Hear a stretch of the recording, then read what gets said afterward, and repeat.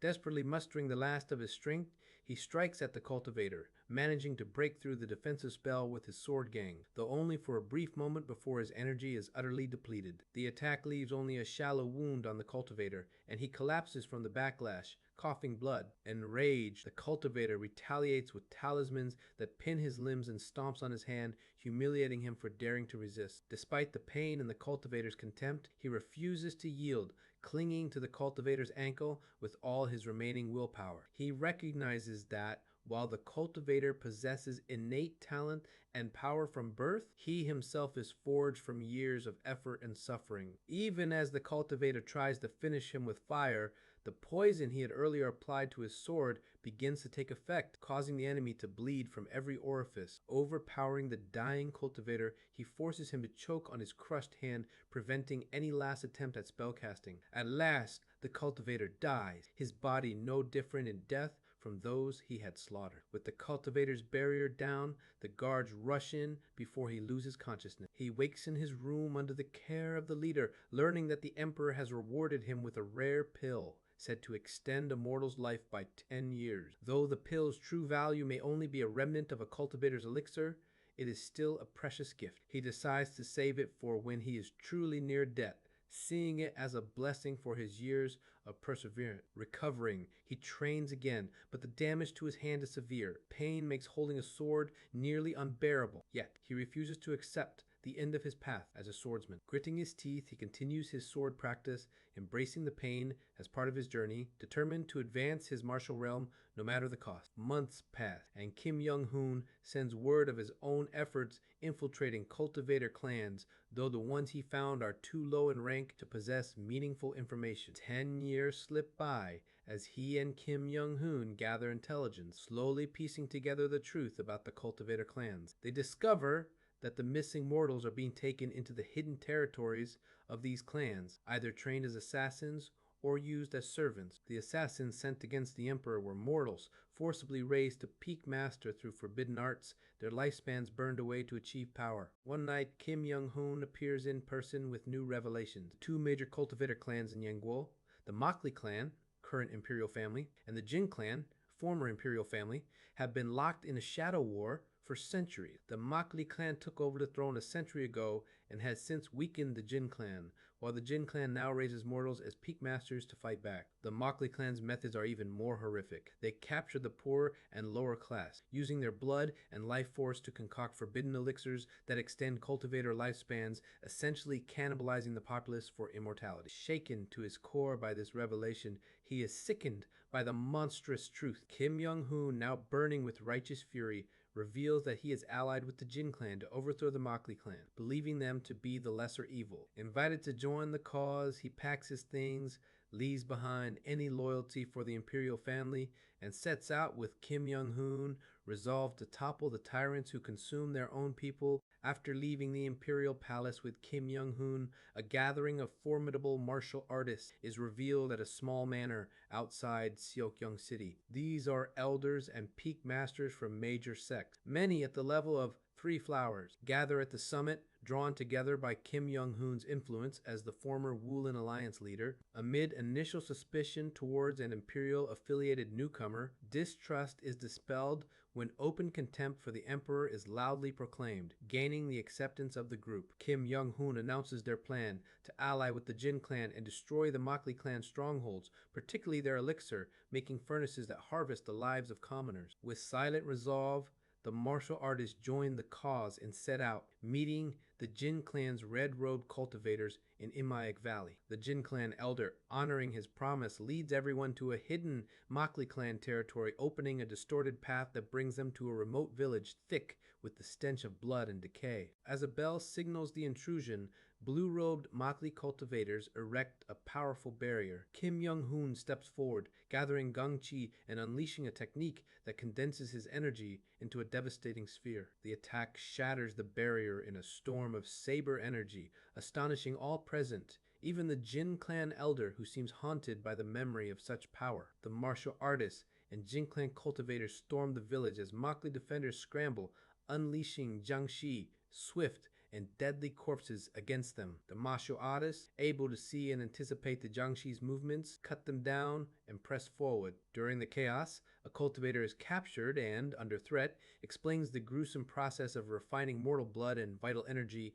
into origin blood, which is then used in the makings of revival pills for the Mockley clan's higher-up. Without mercy, this cultivator is executed. With the combined strength of the Jin clan and Kim Young-hoon, the Mockley defenders are swiftly overwhelmed. The Jin clan cultivators loot the corpses, justifying their actions as tradition, though the martial artists regard it with discomfort. Kim Young-hoon, however, insists on honoring the slain commoners and together with the martial artists retrieves and buries the bodies from the blood-soaked houses, performing a simple rite for their peace. Ignoring the Jin clan's impatience, they finish the burials before leaving the village behind, the memory of its horrors weighing silently among them. Walking through the aftermath of 5 years spent fighting alongside Kim Young-hoon against the devilish Mockley clan, the streets are lined with wanted posters accusing them of treason. Such accusations are meaningless, however, since the reverse appearance technique allows them to hide in plain sight. Their journey leads them west of Lianshan City, toward a massive pill furnace stronghold of the Mockley clan, widely rumored to be a trap set for both the Jin clan and themselves. Though the risk is clear, there's no hesitation. Years of struggle have sharpened resolve, but the elusive enlightenment of the three flowers gather at the summit remains just out of reach, its secret lying in a mysterious third color between red and blue, intent beyond self and enemy. As the Jin clan's elders and peak martial artists gather, the Mockley clan's trap is sprung with overwhelming force, a massive barrier, waves of corpse, stinking water, and a deadly formation. The Jin clan's key cultivators create a wall of flame, and Kim Young-hoon, now wielding formidable Ganki, hammers at the barrier until a hole is forced open. The Jin clan and their martial allies surge inside, ready for battle. Inside, Seo Yun is confronted by his former superior, the leader of the Shadow Guard, standing between him and the Mockley clan's inner sanctum. They clash, red and blue threads of intent twining in the air, each move a dance of philosophy and regret. The leader reveals his loyalty is not to the Emperor's virtue, but to the duty he's given meaning to. In a meaningless world of cultivators, their duel ends with the leader's defeat and death, but not before he acknowledges that Seo's swordsmanship contains a glimpse of the three flowers, and that even having reached such heights, martial artists remain forever overshadowed by cultivators. The remaining shadow guards, bound by loyalty, attack. Seo Yun-hyun's mastery of severing mountain swordsmanship and the infinite fighting. Hidden weapon technique is on full display as he disables them one by one, refusing to kill or maim where he doesn't need to, clinging to his own humanity even in the bloodshed. In the heat of this life and death struggle, a flash of purple intent appears between the red and blue. The elusive third color, a sign that the boundary of three flowers gather at the summit, is at last within reach, though still not fully his. As the dust settles, the crown prince of the Mockley clan, Mockley Hyun, steps forward, radiating overwhelming power and arrogance. He claims the mantle of the key refining fourth star, mocking the very notion that martial artists could stand against him. Seo Hyun, standing at the threshold of enlightenment, is undeterred by the certainty of death. Embracing the fleeting vision of purple, he charges forward, determined to embody the martial doctrine he's chased through countless regression. In the instant he enters the crown prince's domain, wielding the record of transcending cultivation and exhausting martial arts, Seo Yun-hyun's form shimmers and vanishes like a phantom, chasing enlightenment even if it means death. As the battle with the crown prince rages, a new world opens before Seo Yun-hyun's eyes, a world colored in purple intent, signifying the threshold of three flowers. Gather at the summit. He finally comprehends the record of transcending cultivation and exhausting martial arts, realizing its purpose is to attack not just the opponent's form or spirit, but their very intent, even slicing through a cultivator's perception. Utilizing this doctrine, he enters the crown prince's blind spot, briefly vanishing from his sight and landing a surprise attack, only to be repelled by a powerful defensive spell. The crown prince retaliates with a maelstrom of wind blades and devastating spells, destroying the village and slaughtering innocents, but Seo Yun-hyun's focus never wavers. He understands that his internal energy as a martial artist is limited compared to the vast reserves of a cultivator, so he presses forward, determined to reach the three flowers realm in this very moment, or die trying. As the onslaught intensifies, Seo Yun-hyun begins to see the meaning of the purple intent, the union of his will to survive, and the crown prince's killing intent. He realizes that the distinction between Self and opponent is mere perspective. What matters is the communion of martial arts. This revelation allows his intent to merge with the world's,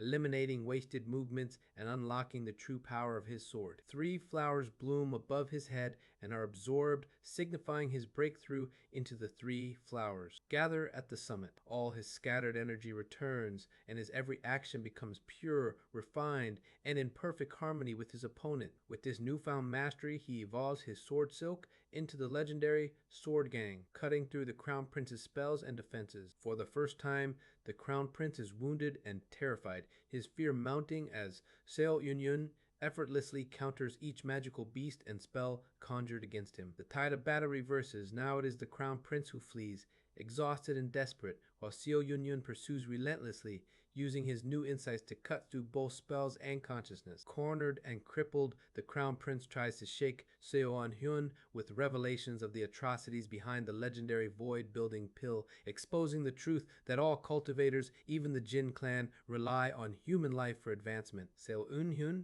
disgusted, crushes the pill rather than consume it and prepares to finish his foe. But in a sudden, cruel twist, a hidden magical item on the Crown Prince unleashes a fatal wind blade, decapitating Seo Yun-hyun. Even as his life fades, his obsession to cut through his enemy burns fiercely. His headless body rises, driven by the indomitable will forged through a lifetime of relentless training, and with one final, flawless stroke, he slays the Crown Prince. The prince dies in disbelief and terror, unable to comprehend the mortal's refusal to yield even in death. Seo Yun-hyun's journey in this cycle ends, his body battered, his spirit unbroken, reaching the summit of martial arts and leaving behind a legend defined by tenacity, purity, and the refusal to compromise, no matter the cost. Upon awakening once again in the familiar forest of Ascension Path, the cycle of regression is clear, but this time there is a sense of loss for having died before his time in the previous life. Just as three flowers gather at the summit was finally achieved, the disappointment lingers, yet gratitude for a new beginning quickly takes over. Using newly honed martial arts, he demonstrates impossible agility to his colleagues, easily climbing trees and leading them to the cave for shelter. As the group settles, his mind is filled with the realization that reaching three flowers was never the end, only a gateway to something far greater. Five energies converging to the origin. The night brings solitude and determination. After putting Jeon Myung-hoon back to sleep, he ventures outside, carves a wooden sword, and tests his abilities, marveling at the white sword gang that manifests even in a new, untrained body. Drawn by a familiar scent, he seeks out the fox, whose domain is now discernible to him as a vast, vibrant sphere of consciousness. Approaching its boundary, he tests the limits of his new power, meticulously cutting through layers of the fox's consciousness with each step, sweat pouring and his brain burning from the strain. The closer he draws, the more apparent the gulf in power becomes, but each step taken beyond his previous limit brings exhilaration and pride. Though unable to enter the fox's true domain, he finds satisfaction in pushing past what he thought was possible, returning to the cave with a nosebleed and the giddy laughter of victory. Each regression becomes another chance to break through, and now the elusive five energies converging to the origin seems almost within reach. The familiar cycle repeated itself. The fox bit my arm, the snake arrived for blood, and soon after, my colleagues were kidnapped, and Kim Young-hoon and I were thrown into a spatial rift. This time, however, we landed inside a mansion, startling a maid as we tried to escape. Realizing we were in the home of Lord Hale Semin, a notoriously corrupt official, I decided to help myself to his hidden wealth. After subduing his guards and finding a chest of gold toads, I changed my appearance and used the newfound riches to buy a manor, spending the next month teaching Kim Young-hoon both martial arts and literacy. Under my guidance and with my secret manual, Kim Young-hoon quickly reached the state of three flowers gather at the summit, even before mastering the language. As I pondered my next steps, I considered how best to hinder the Mokli clan without sacrificing my own cultivation. Remembering the Jin clan's opposition to the Mokli clan, I decided to seek their alliance. After tracking down a Jin clan cultivator and using the gold toads as leverage, I pushed my way into their good graces, eventually being introduced to the clan's elders. They were eager for my help, especially since they needed a skilled instructor for a group of mortal children. In the Jin clan's territory, I found myself tasked with teaching martial arts to a group of 16-year-old children. The elders explained that after a mysterious disappearance of high-level cultivators, the balance of the cultivation world was in chaos. The Mackley clan was using forbidden elixirs, made from the blood of mortals, to prolong the lives of their core formation elders, hoping to seize control during this turbulent era. The children I was to teach were all survivors rescued from the Mackley clan's atrocities, each burning with resentment and a desire for revenge. The Jin clan planned to use them as assassins in a plot to reclaim Yangguo,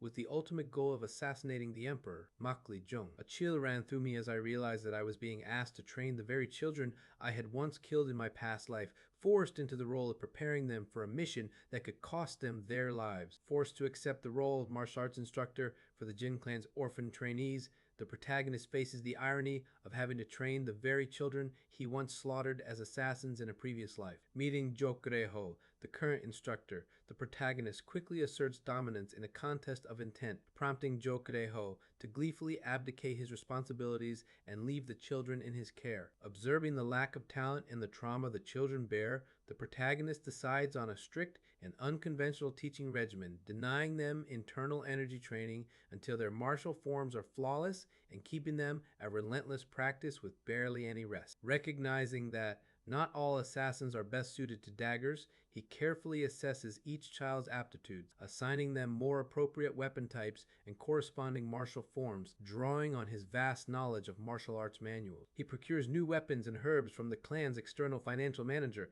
and over the years subjects the children to a grueling schedule, only allowing rest when they collapse or twice a month, and using medicine and acupuncture to prevent permanent harm. Despite their ordinary talents, the children's progress is remarkable, driven by deep-seated hatred for the Mackley clan and their traumatic past. Within 3 years, they reach early second tier, surpassing what the protagonist managed in his own youth. Amidst this hellish training, he discovers new depths in his own cultivation. First, the intent of love, appearing as a pale pink thread between disciples. Then, 2 years later, the intent of hatred, a dark crimson line, both of which exist alongside more martial intent. He ponders the meaning behind these non-combative emotions, manifesting as intent, even as he continues to push the boundaries of his own martial perception. Time arrives to reunite with Kim Young-hoon, who has also advanced, now poised to break into the legendary 5 energies converging to the origin. The two exchange insights and spar,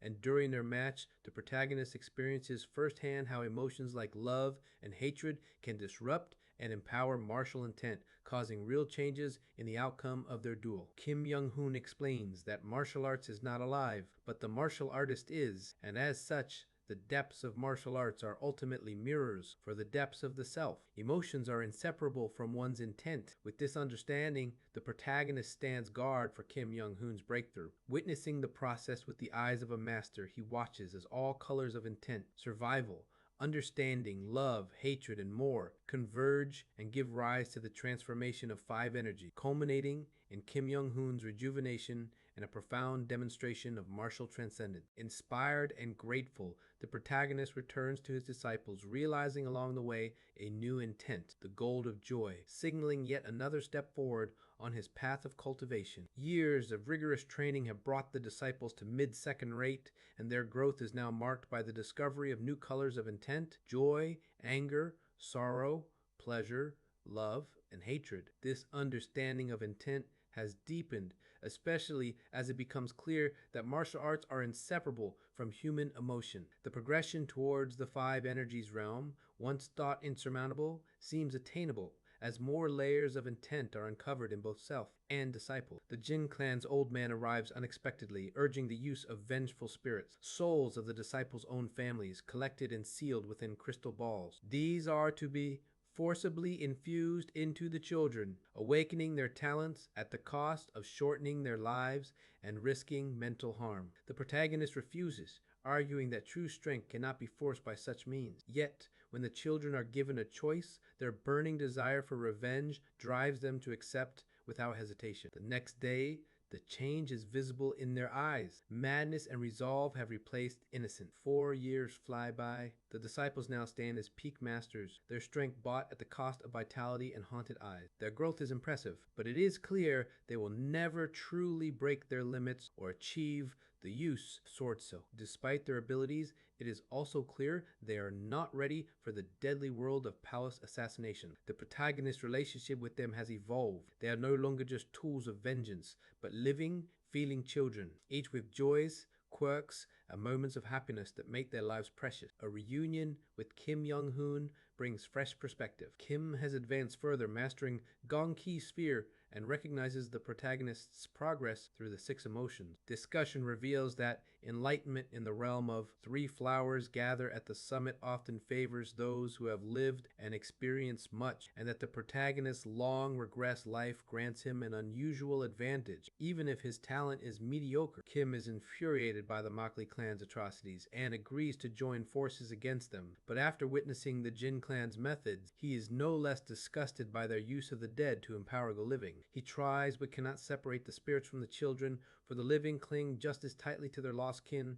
as the dead do to unresolved grudges. Pressure mounts from the Jin clan to finally send a disciple on an assassination. Protagonist stalls, opposing groups for safety, but is rebuffed. Then, one day, a disciple named Nok Hyun vanishes, leaving only a letter of farewell and vengeance. The protagonist's skills make tracking him down easy, and soon they confront one another in the wild. Nok Hyun is driven by rage and grief, determined to kill or die trying. The protagonist, unable to fully grasp the depth of Nok Hyun's pain, but deeply aware of his individuality in life, refuses to let him throw his life away. He challenges Nok Hyun, survive 50 seconds in combat and he can go. Their intense clash and the confrontation begins, both shaped by anger, sorrow, and the desperate desire to hold on to life. Nok Hyun desperately tries to prove himself in battle, but he is swiftly and decisively overpowered and disarmed. Despite his passion and willingness to die for revenge, he is told bluntly that his skills and those of his fellow disciples are nowhere near enough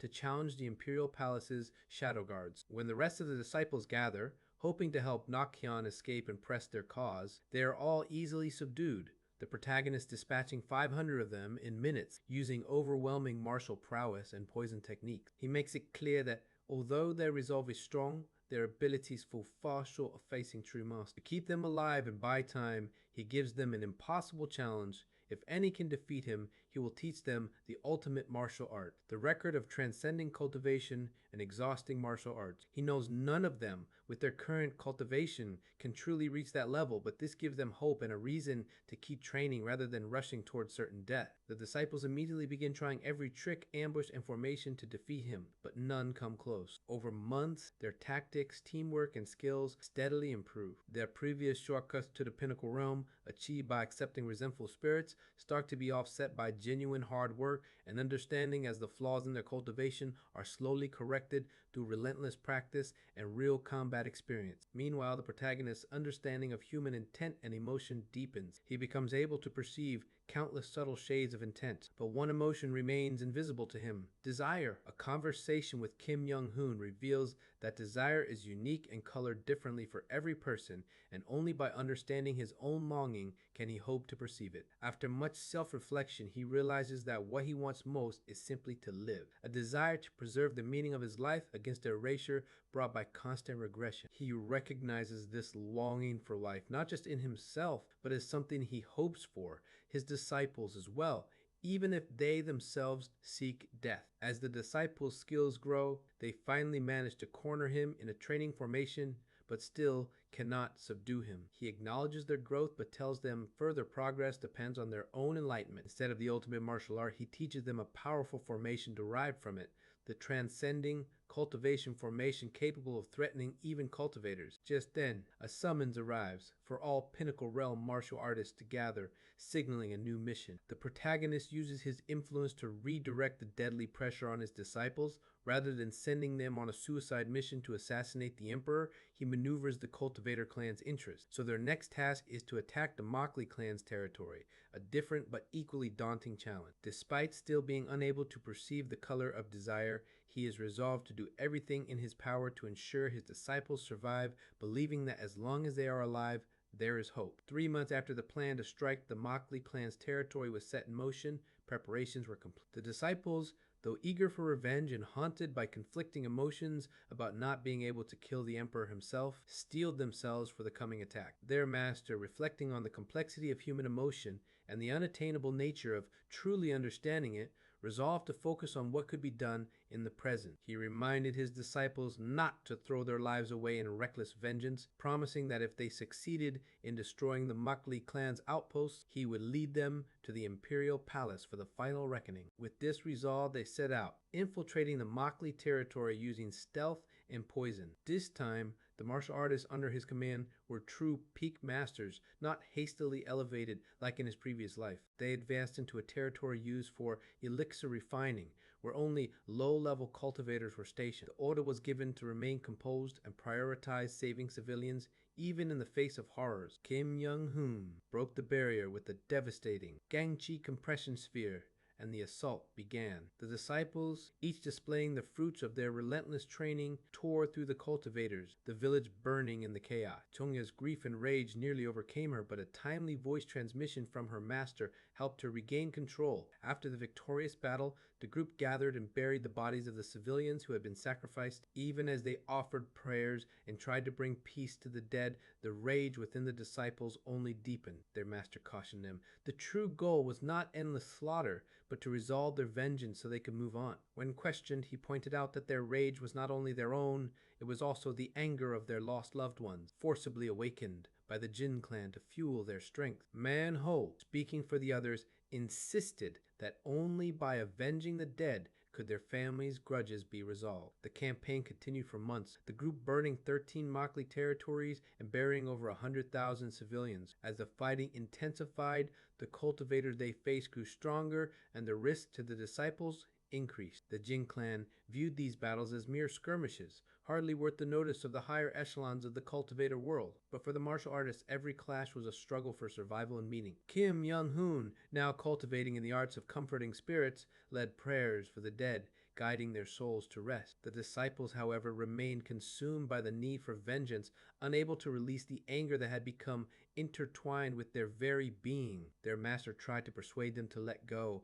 warning them that holding on would only shorten their lives and doom their loved ones to remain as resentful spirits. But the disciples, resolute, insisted they would rather die in battle than give up on their revenge. In the next fierce battle, the casualties mounted. Facing stronger Qi refining cultivators, the disciples suffered heavy losses. Their master fought desperately to save as many as he could, but in the end, 34 died, their names called one by one as he buried them. Overcome with grief and guilt, he finally ordered the surviving disciples to cease taking part in the raids, commanding them instead to return to training. When they protested, he made it clear that this was no longer negotiable. If they wished to defy him, they would have to defeat him first. With this, he vowed to protect them from their own self-destructive vengeance, determined that no more would die whether they wished it or not.